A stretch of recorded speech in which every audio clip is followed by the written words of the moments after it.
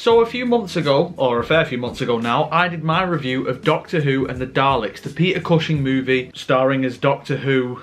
That's a video in itself, where he goes to Skaro and takes on the Daleks, which of course is basically a theatrical version of the original Dalek story. So today I'm going to be talking, finally, apologies about taking so long to do this, but I'm going to be talking about the sequel, Daleks Invasion Earth 2150 AD. This time being a theatrical remake of Daleks Invasion of Earth.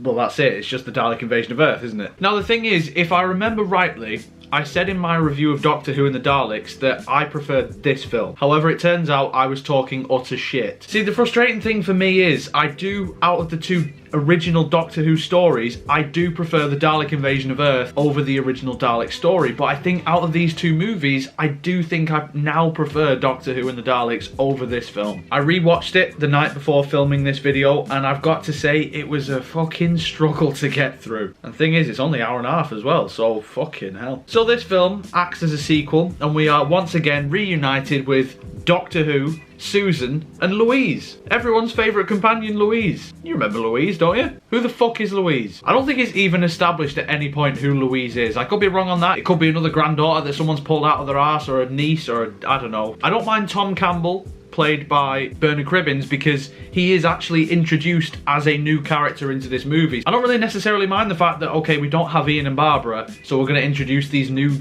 characters, but they just sort of introduce Tom and act like Louise has been there the entire time, and yet you as the audience have no idea who this person actually is. So to start off with, I'll start off with the positives, because there are parts of this movie that I do actually like. Once again, the Daleks look fantastic, and their colour schemes have slightly changed in this movie as well. They do look really, really nice actually. The voice work, again, is really nice. The only thing that I noticed that was a slight negative towards the Daleks and their voices was it always sounds like they're inside. Like there's always this sort of weird echo that you would get in some sort of hall as opposed to outside somewhere, which was a little bit weird. But apart from that, I really like the Daleks in this film when they're on screen. I think the main cast do a fine job. I don't think they have tons to do, really. Especially Louise, our favourite companion. She barely has any impact on the plot whatsoever. In fact, if she wasn't there, I don't think this movie would change all that much. Susan gets a nice little story arc as well, and I actually really like Bernard Cribbins as Tom. I think he's a really welcome addition to the cast actually, and he adds a new dynamic. Don't get me wrong, I did like Ian from the first film, but out of the two main characters, I do think that I prefer Tom. Peter Cushing is fine as Doctor Who. That still annoys me. He's fine, but he just doesn't have all that much to do, really. He has a few really cool moments. I like the bit towards the end of the film with the Dalek bomb. That's quite cool. I like the bit where he's trying to escape. That's quite cool. Apart from that, I can't really think of too many moments where Peter Cushing actually stood out or did anything that noteworthy, really. And I will say, even though it is a bit of a slog to get through, I do think it is paced quite well. I know that might sound a little bit stupid, but I do like the pacing in this film. I do feel like we're not in the same place too often. I do feel like it moves along at the right sort of momentum, but the problem is what you're getting on screen isn't all that interesting, and it's actually quite dull. So anyway, let's get into the negatives then, because fuck me, I'm running out of positives. So first and foremost, like I said, I do like the Dalek Invasion of Earth, the original Doctor Who story. It's one of my favourite William Hartnell stories, and I think the problem that I have with this is I think it pretty much hits the key beats from that story, and it does take the main elements of that story and it does incorporate them into a theatrical movie, which is obviously going to be around half the length, because the original story is like, what, 6 parts, all about 25 minutes each. This is an hour and a half. You're going to have to cut out 3 episodes worth of material. I get that, I understand that, that's fine. One thing I actually quite liked about the first movie was the fact that it felt like a more streamlined version of its source material, whereas with this, I feel like they've streamed it down, that's totally fine, but they haven't really done anything interesting or new with it. Or at the very least, they haven't done anything better than the original story. The prime example of this is, I feel in places, the Dalek Invasion of Earth is actually quite a creepy story, and is actually quite chilling. And a key example of that, for me personally, is there's a scene where there's someone who is trying to escape from the Dalek spaceship, and they try and run away, but they are slowly surrounded by Daleks, and the Dalek creepily orders, kill him, and they gun him down, and he just dies.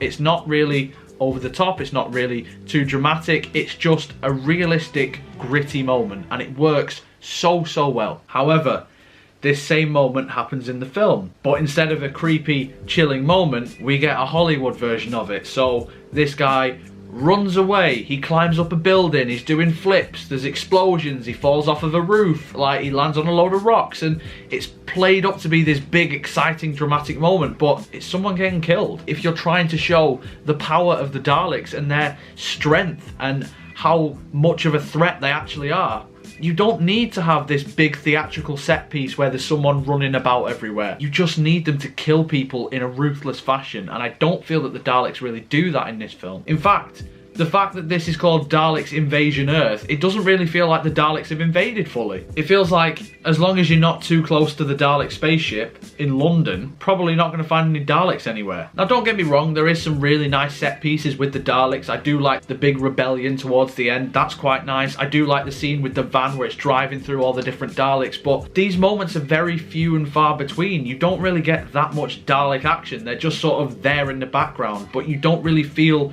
like they've taken over the Earth in the same way that you do in the original TV story. A prime example of this, in the movie, I don't think you really see the Daleks in any sort of significant landmark. Yes, you see a Dalek come out of the river still, which is very good. It's just as good as it is in the TV show. But in the original, you see them walking around Trafalgar Square, over Tower Bridge, or some bridge in London. There's too many and I don't know which one it is. But you see them wandering the streets. You feel that they're around, whereas in this, it just feels like you can walk around and you'll be alright as long as you're a safe enough distance from the saucer. That was a little bit annoying and frustrating, because you really think that in a movie like this that has a bigger budget that they're gonna actually do a little bit more than the TV show did, but in terms of the Daleks, I don't really think that they did. I must admit though, the Robomen as well, they're not as horrifying. In fact, they're quite funny in places. There's a really nice scene with Bernard Cribbins where he's trying to blend in with them and he's clearly not getting it right. That's quite a comical moment, and stuff like that I do actually quite enjoy. But the Robomen themselves are basically men in gimp suits and biker helmets. At least in the original, they felt creepy. They felt like, yeah, these are zombified humans. In this, they don't even feel that robotic. They feel like they're just guys who are obeying the Daleks. And like I said, they're quite comical, especially with the music. So there's one scene in particular that I remember where I think they're in the woods somewhere and they're sort of watching the Robomen go in and out somewhere, or it's possibly in the rubble still. And anyway, they're just sat there watching the Robomen, and I won't use the actual music. I'll try and recreate it with my very dulcet tones. Bum bum, bum, bum bum. Bum bum. Bum, bum, bum.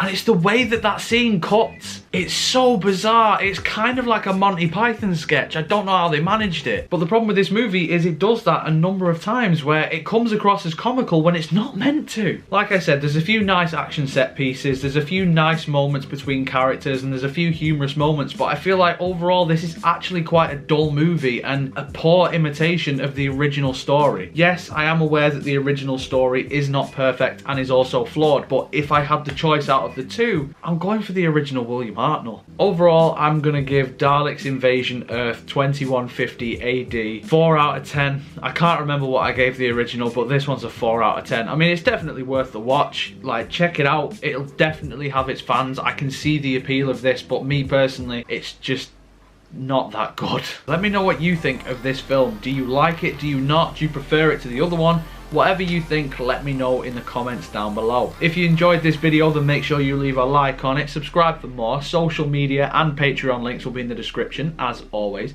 So if you would follow me on any of those things, I'd absolutely love you forever. But until next time, guys, you take care of yourselves. Goodbye.